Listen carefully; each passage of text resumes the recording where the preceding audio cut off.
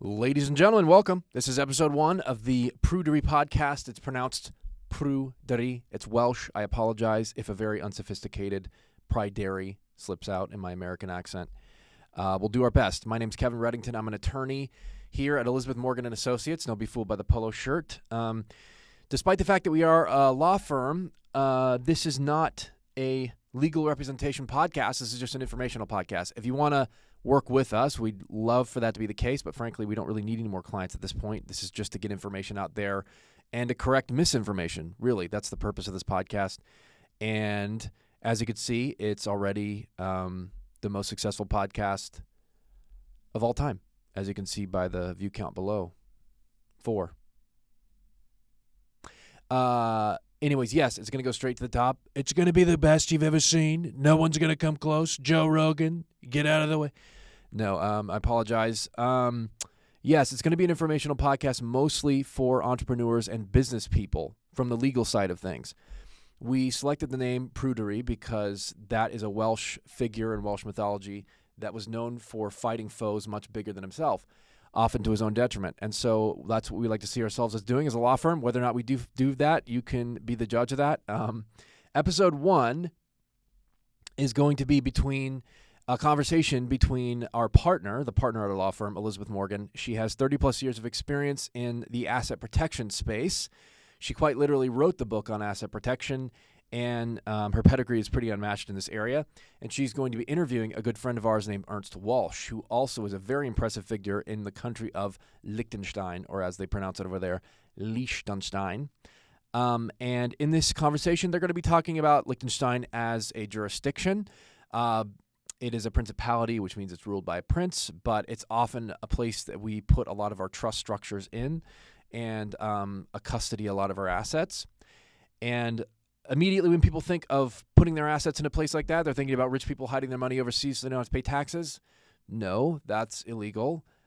Everything that you have overseas, you have to both report to the IRS and pay taxes on, so that doesn't happen. But we do use it for diversification.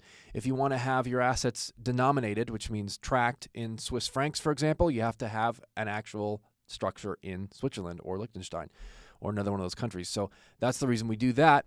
They're going to talk about that a little more, but this conversation is a bit more broad introduction to who Ernst is. So in just a minute, I'm going to send it over to Elizabeth to introduce him. If you want to get in contact with us, you can email me, kreddington@pryderypodcast.com. That's my podcast email. There's going to be a link to a website in the description below. If you're on YouTube, if you're listening to this in the audio version, then you can just Google our firm, Elizabeth Morgan and Associates, and you can get in contact with us there. And that's going to do it for episode 1. And take it away, Elizabeth. Good morning from Vaduz, Liechtenstein. I'm honored to be here with my good friend and mentor, Dr. Ernst Walch. Dr. Walch, welcome. Actually, you should be welcoming us to your country because we are the ones who are guests. Behind us is the beautiful castle of Vaduz, and we're going to spend just a little bit of time this morning talking about the country of Liechtenstein, its legal system, and its history. Dr. Walch is an esteemed member of the bar here in Liechtenstein. He's qualified in New York and Liechtenstein, practices internationally. His resume will be in the notes, so you can reference it. But Dr. Walch, good morning. Why don't you give a little bit of your background? Well, I was born and raised in this country. My family can be traced back to 1342, so we've been around for a bit. I have 6 children, so you see family goes first. They in turn have 10 grandchildren. They have 10 children, so I'm a father and a grandpa of 10 right now, grandchildren. It's a big family in this country too. Average would be 1 to 2 children only. I studied law at Innsbruck Law School in Austria. In this country, it is a small country, a tiny country with only 39,000 inhabitants, so we don't have a university of our own. There's one with 2 departments, but not law.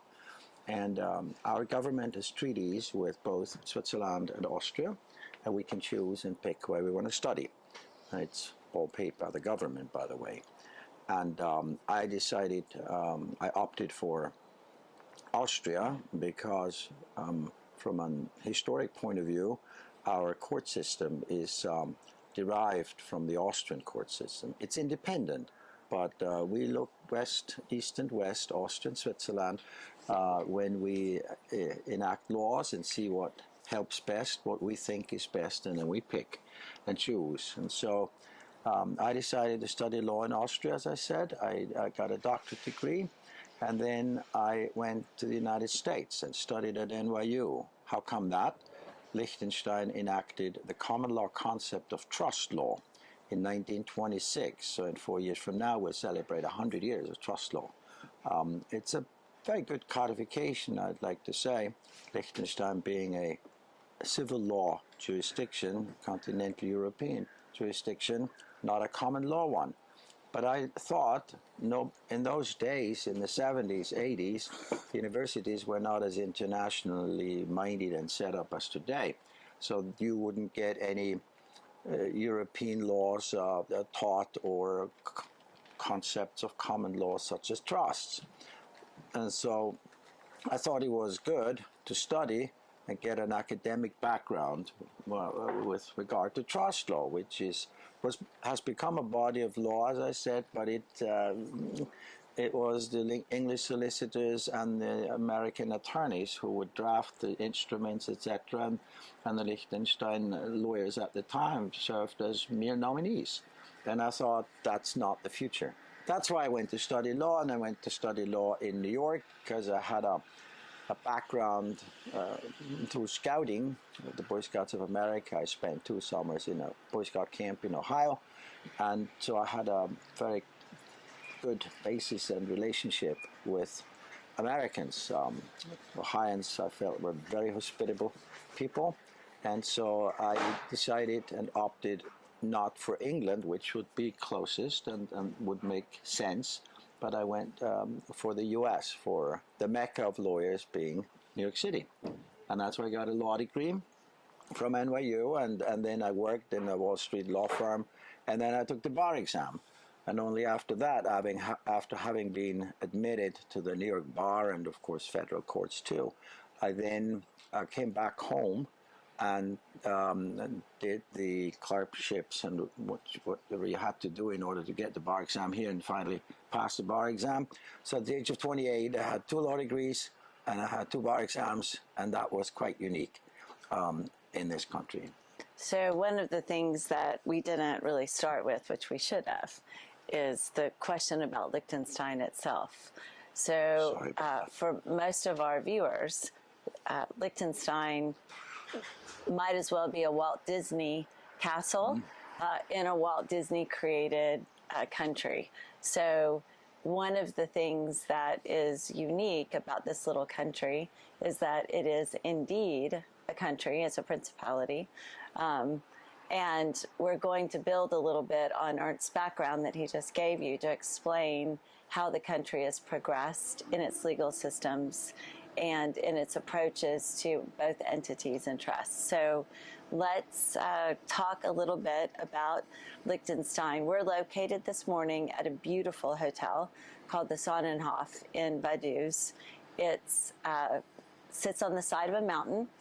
This morning you can see the castle and the mountains across the Rhine Valley. Part of the reason I wanted to film here is so you can see it's a real place. It's not made up. And that people and professionals are also real, people like Dr. Ernst Walch. So quickly, let's talk about what the country is. It's a principality. The history is unique, and we could spend probably 2 hours on the totality of the history. But why don't you give us a very brief history of how the principality came to be and how it exists today in the current international environment. And one of the things we didn't mention at the beginning with the introduction is that in addition to being a lawyer, Ernst was head of the ruling party in Liechtenstein for a period of time, and the Minister of Foreign Affairs, 2001 to 2005. So he has not only legal understanding, long standing roots in Liechtenstein, but also a political understanding. So with that, let's talk about the history of this little principality. And before I served as foreign minister in the U.S. Parliament, Secretary of State, I served in Parliament as a member of Parliament for 8 years, and also served as President of Parliament, the youngest in modern history. So that's an important politically, point. that's an important point. Politically, yes, I have had a very deep insight into politics, both locally and also internationally, truly. Anyway, let's go back to the Roman ages, 2,000 years ago. Liechtenstein, or this area, the Alps, were part of the Roman Empire. And as it disintegrated in the 5th, 6th, 7th century, the Teutonic Germanic tribes were pushing south from the north into the Alps and also here. And there was no state concept anymore. And today you'd say warlords and important families started to build their own estates and little counties and fiefdoms, etc. And so two of those, one was called Schellenberg, which is today the northern part of our country, and Vaduz, the southern one. Vaduz being the also capital city or town of this country. And then in the 15th, 16th, 17th century, various families ruled these two counties, first Montfort, then Brandis, and then Sulz, and then Hohenems, each family for about 100 years, pretty much. And they went down the line by marriages, not so much war. We had lots of wars and stuff, but that came from outside because the Rhine Valley is an inroad into the Alps, and strategically very important. A Roman road, went through what is today Liechtenstein. We still have small parts of that you can actually see. Anyway, so in the 17th century, the family of Hohenems ruled these two counties, and they sort of wanted to be small roi soleil, sun kings, like the French, and they spent massive monies, too much. So they were at the fringe of bankruptcy, and they had to sell parts of their lands and dominions. And then in 1699, they decided to sell the smaller part, which is Schellenberg, today's northern part of the country. And there was a prince, a family in Vienna called Liechtenstein. And they were looking around, they were scouting around for land which was outside of the Holy Roman Empire of the German nation. What was that? That's a concept, that's a political institution that's lasted for 500 years altogether. And there were lots of counties and kingdoms, etc., more than 300, who formed that Holy Roman Empire of the German nation, holy because the Pope would have to give a blessing to the emperor, and the Roman Empire was that what I would call a romantic idea of a political institution, and of the German nation, meaning those nations that spoke German. So what is today Germany, Austria, the Czech Republic, all of that, those are all German speaking. And the heads of these entities, the dukes and the kings and the princes and the counts, they would elect the emperor. They had political power, and that happened in the Reichstag. And they would get together as soon as an emperor died, and then they would elect. And these princes of Liechtenstein and the then ruling prince Hans Adam I was nicknamed the Rich. He was immensely rich, but he had no political power. Why? Because all the estates and lands, lots of lands in the states, but they were all given as liens, which became hereditary, but still, it was all given by the Habsburgs, etc., and they amassed that. but they had nothing independent from this Holy Roman Empire of the German nations. So they didn't own any property themselves. They owned a lot of property, but it was not independent from the empire. Got it. And All so right. they were scouting around the edges to find something. And there in 1699 was this little county, a few square miles. And it was nestled between this huge Holy Roman Empire of German nation to the east and an entity, a political entity, was growing, the Swiss Confederation. And at the Rhine Valley, there was this little thing which was independent. So they went for it. And then in 1712, the Hohenems, there was a lot of witch hunt going on in the 17th century. Witch hunt economically was very simple. If somebody was declared a witch and put to death, and that could be men or women, then the assets of that witch would escheat to the, not the state, but to the king or ruling person or prince, or count in that time. And it was a real disease. There were 3,000 inhabitants at that time in these two counties, Vaduz and Scherbe, and 300 were put to death. So it was. So you're saying there was a motivation.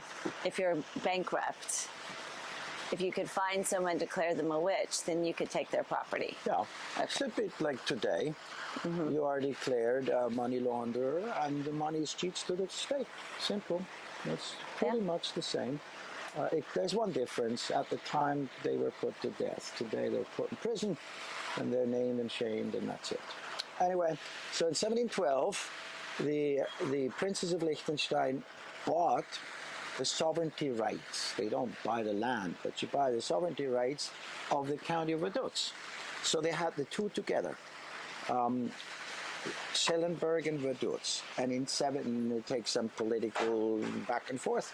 And in 1719, the then emperor of the Holy Roman Empire German nation, he then declared and accepted the two counties as a principality of Liechtenstein, as a member of the Holy Roman Empire. And since then, the princes of Liechtenstein have actual political power. So in 2019, we celebrated 300 years of the country of Liechtenstein, independent from all the other countries. Never been taken over during those 300 years by anyone, by Austria or Switzerland or Germany, not even the Nazis during World War II. So the country is bordered by Austria, To the east, Switzerland. and that's it. To the west. Germany is 50 kilometers, starts 50 kilometers north, and Italy starts 100 kilometers south. Okay. So we're right in the very middle, in the heart of the Alps. Yeah. Okay. And the defining point between Liechtenstein and Switzerland is the Rhine. It's the correct? River Rhine, and there is one mountain chain in our country, and behind is Austria. Okay. It's 161 square kilometers, the size of which, and that's exactly the same area like the diamond of Washington D.C. Wow. With so one difference. Liechtenstein is more powerful than Washington D.C. Forgive me. some would argue. Okay, and the population of Liechtenstein is what? Population is 40,000, not quite 40,000 yet. Sorry. And of which might be notable, more than a third, about 38%, are foreigners who live here permanently. They don't have a Liechtenstein passport. They have a Swiss or Austrian, Italian, US or what have you passport. An interesting question is, of those 15,000 inhabitants that do not have a Liechtenstein passport, but reside here permanently and work here and pay taxes and everything, how many different nationalities do you think live in this country? Yeah, I have no idea. Well, first of all, how many nationalities are possible? Well, there are 193, maybe by now 193 countries recognized and being a member of the United Nations. So you would expect maybe 20, 30, etc. European countries, people live here. No, it's 105 different nationalities, which shows how international, how diverse this country is. Wow, 105. That's amazing. It's amazing. No big numbers. There are a few Americans, there are a few Brits, there are a few from Cuba, from Mongolia, from you name it. Really, it's so many countries. It's interesting. Why? Why is that so? Because Liechtenstein is percentage-wise, the highest industrialized country of the world, meaning about 46% of the workforces, of the working population, works in manufacturing industry. So, and then of course we have the financial sector, but that contributes only, which is a lot, but still only 25% to the revenues of this country. So it's not just financial place with banks and fiduciary companies and accounting firms. No. The largest part is manufacturing industry. So, which is really interesting because there's such a small amount of real estate in this country, but to have that much manufacturing is pretty impressive. I remember you telling me a story about World War II, at the end of World War II, the country being bereft and needing to borrow money to buy potatoes for its inhabitants, and then thinking about the fact that that's not even 100 years ago, how financially secure the country is now. So maybe you could explain that for our listeners. In short, after World War I, 1918, Liechtenstein had a customs union with Austria until the end of World War I, when Austria lost the war, and so everything crumbled to the east. And of course, the customs union was also terminated, and the Austrians walked away, and we walked away, and we had our own currency for like 5 years, which was not worth the paper, because we have no natural resources, we have nothing, we have only rocks and education, I hope.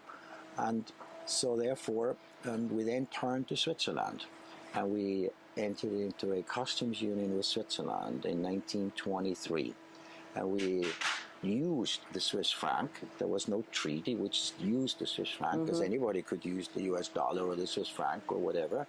That's what we did. And until World War II, we continued to pretty much be a poorhouse. Very, very poor people, most of it farming. Still green today, but farming is less than 1% today. And during World War II, we luckily stayed out of this Nazi thing they had. There was pressure in this country. There were like 200 people who really wanted the Anschluss, but the people here said no. Was the birth of the Scouts in Liechtenstein, because a few years before we had a big flood. The River Rhine flooded half of our country, literally half of our country. And that was very, very bad. And the first ones that came to help were the Swiss and the Austrian Scouts.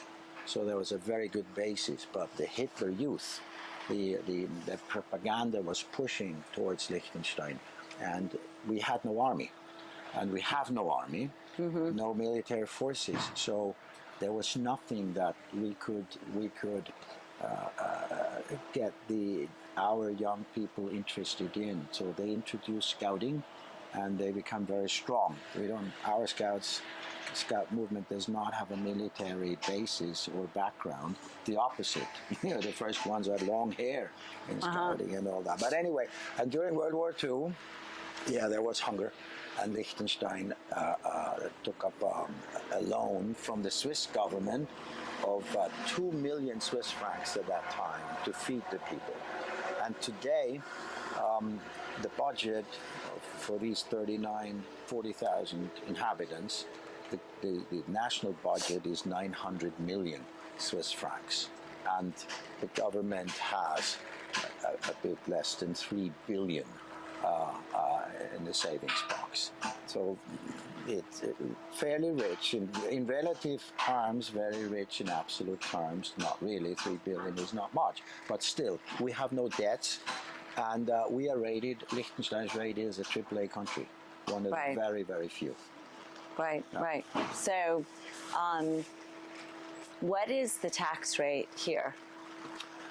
We have, for companies, corporations, a corporate tax is 12.5% flat tax. And that doesn't really include all taxes. Have to be very fair. It's not a general income tax. Yes, it is an income tax, but dividends are excluded.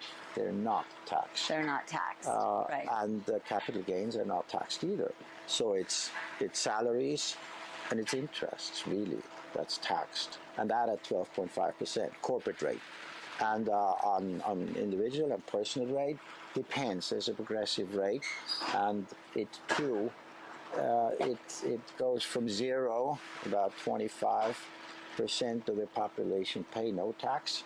And the richer you get, the more you pay tax, but it ends at 10-12%, and then with the mandatory social security premiums and all that you need for pension plan and all that, that's all mandatory. Including that, it's maximum 20%. But that includes all of that, which you get back once once you're retired. Yeah. Okay, I'm gonna wind it up right here.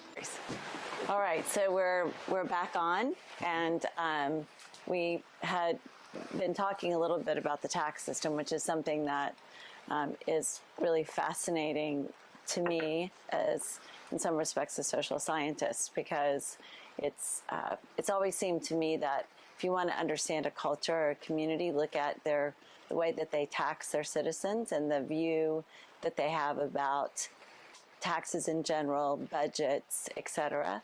So one of the things that I've always loved about this country is the way that there's a system of accountability with the citizens in connection with Parliament and the princely family. So I'd like for you to talk about that a little bit. And in our time together, we've known each other more than 25 years. I've seen the tax system, the tax rates actually go down, and the social services continue to be very robust, which for us in America is something that we're wrestling with currently, because we want to have a social system, but we can't quite get our spending under control, and we can't quite get our tax situation in some kind of balanced form. So if you would kind of begin with the idea of the way that the Liechtenstein system works, because I think our listeners will be really interested to hear how much accountability Parliament really has. Well, we've heard that Liechtenstein is a principality. It's not a kingdom, it's not a county, it's a principality. Right. In the system of royals, the princes are somewhere in between. They're below the kings, and they are above the counts and dukes. So Liechtenstein is a dual system. In short, the Constitution says it's an hereditary constitutional monarchy on a democratic and parliamentary basis. What does that mean? Okay, it's a monarchy, meaning there's a family that has certain rights. It's hereditary, meaning that the family laws of that monarchy, of the family of Liechtenstein, decides who is the ruling prince. But it's constitutional, meaning it's not an absolute monarchy. It's bound, the family laws and the royals are bound by the Constitution. The Constitution says what rights they have and what not. And it says on a democratic and parliamentary basis, meaning that the people is represented by Parliament, which is elected in a democratic way. So we have two sovereigns who share the power. On the one hand, the prince, and the other hand, the people represented by parliament.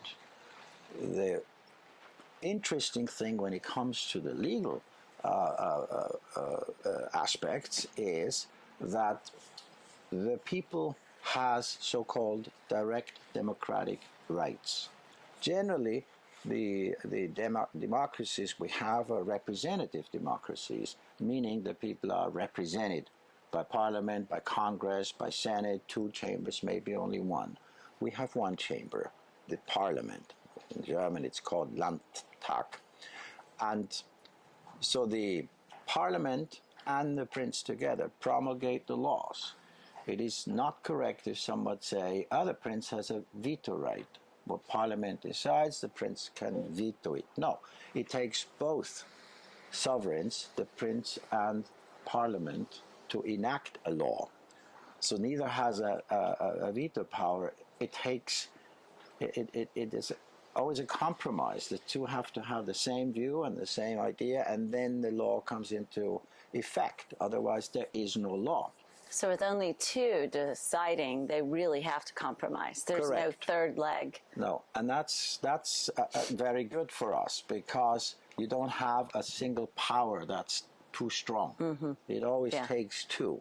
And above that are the so-called direct democratic rights, the referendum and the initiative. What does that mean? Any law that is to be promulgated can be, not by non-mandatorily, but can be subject to a referendum, meaning that the people, it takes only 1,200 voters, 1,200 signatures, today very easy. They can be collected by email, internet. Mm-hmm. They can request that a law, before it is enacted, that it is submitted to the people by way of a referendum. And if a majority of the people then says no law, then there ain't no law, which means it has a preventive effect. Politicians know exactly that if we go too far, it'll be thrown out by referendum. Happens 5, 6, 7, 8 times a year. Easily. So that's something that also is unheard of. So if we were to equate that to the United States, we are a representative republic, not really a democracy. But what's interesting about the way that Liechtenstein does this is there are some democratic rights, some rights to a referendum. We go even further. We have the right to initiative too. If Parliament doesn't act, then again 1,200 votes or voters can request by way of an initiative that a certain law that they draft be enacted, and then it is submitted to Parliament. And if Parliament does not act upon that, then it's going to be before the people, and the people will vote yes or no, and then it will become a law or not. So you're saying that the public can draft a law? Yeah. I like that. That's a so-called initiative. Right. So you can imagine with these checks and balances. We once had. I was in Parliament, as I said. I served in Parliament. It was in the early 90s. We wanted to modernize the tax law, and in Parliament it was 25 members we have. It was a 25 to 0 decision to enact that tax law. It would have modernized it, everything was good, but there was one little flaw in it, which the people didn't like. And the flaw was that, well, rental income is not taxed in this country. And even today, under the new tax law, it's not taxed. But at that time, we thought, well, we don't need those taxes now, but we give the government the power to have the rental income taxed. Not that we all said, no, it's not going to happen, etc., etc. People didn't trust Parliament and the government, and they threw out the entire new law. And then we had to wait for another, 10, 15 years, and then we got a new law. And of course, we made sure that rental income is not being taxed. You learned your lesson. Why? Because 70%, 75% of our population owns land. They live in their own homes. we're not, as opposed to Switzerland, for instance, we're not a land of tenants. Of tenants and but renters. of owners. And there's like 70% of Liechtenstein people, they own their homes. In Switzerland, it's 30%, just the opposite. Wow, that makes a huge difference. Huge difference. So, kind of building on that, because those kinds of, as the rule of law deteriorates in some places globally and doesn't in others, right? Looking for a stable rule of law means understanding infrastructure and systems. And that's one reason why Liechtenstein has stayed stable, because of this interaction between government, the princely family.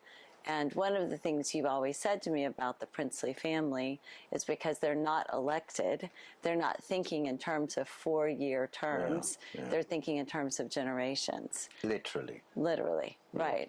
Literally, the country is being named and ruled by the family for 300 plus years now. And that family goes back to 1182. So they really think in centuries. They don't have to worry about being elected, re-elected, etc. Right, but with those checks and balances, it creates a very stable environment. It does, yeah.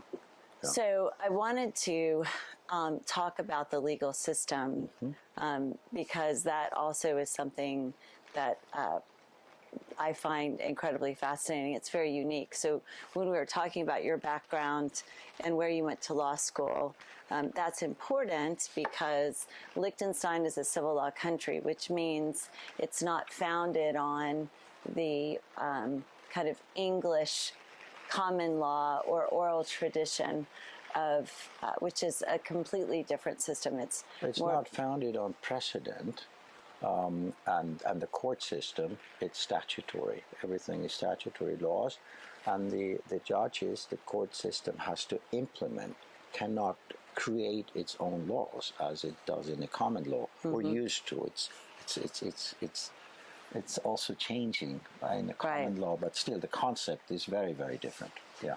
Right. So the for our listeners to kind of understand, trust law has historically been the common law, a structure that was more of a trust relationship was something that looked more like a corporation, a foundation, something that had strict statutes and was governed within the four corners of the document, which is very different from a loose concept of fiduciary duty, which is grounded very much in a kind of Judeo-Christian idea of this spiritual kind of overarching sacrificial fiduciary duty.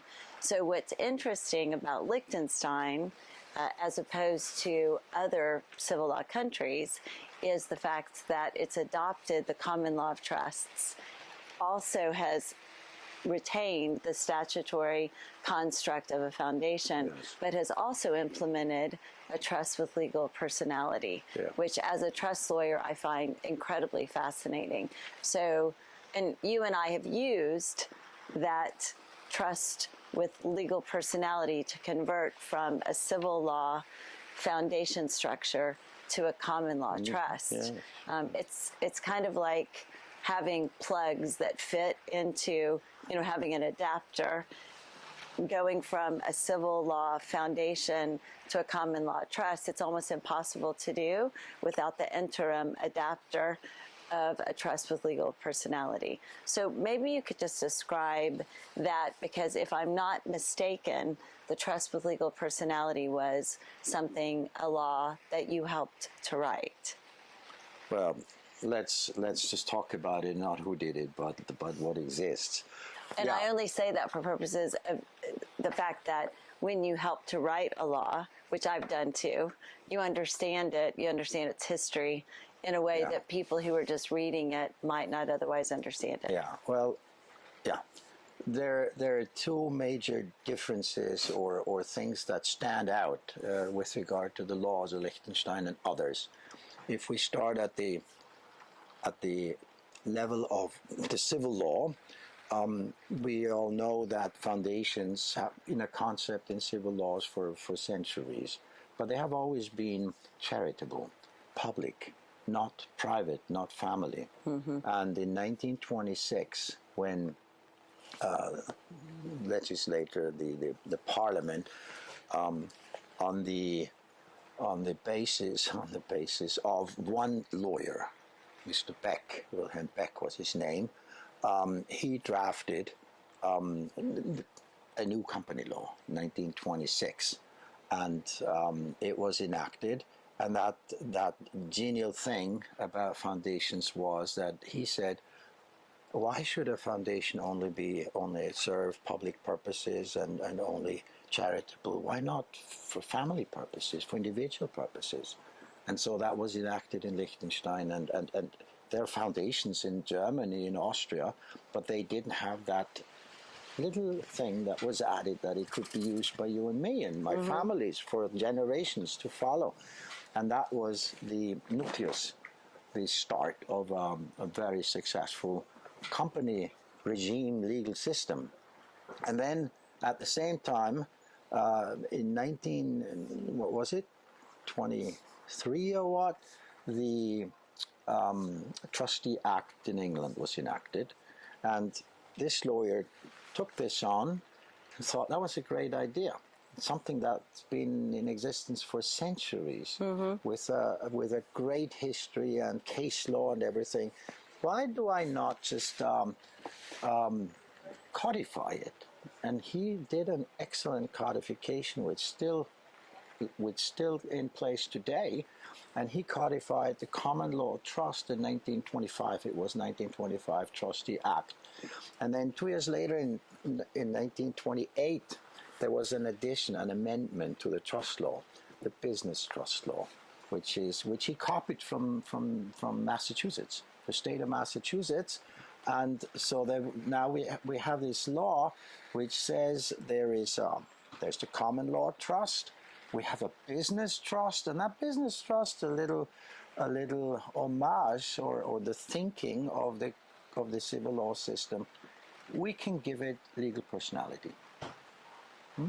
And this is what happens. So it is called the trust registered. For instance, of our law firm, the trust company we use, which needs a license, you need to have pass exams to serve on the board of directors of a trust company, which gets a license from the government. It is in the form of a trust registered. So it is a trust, but with legal personality, and therefore has its advantages of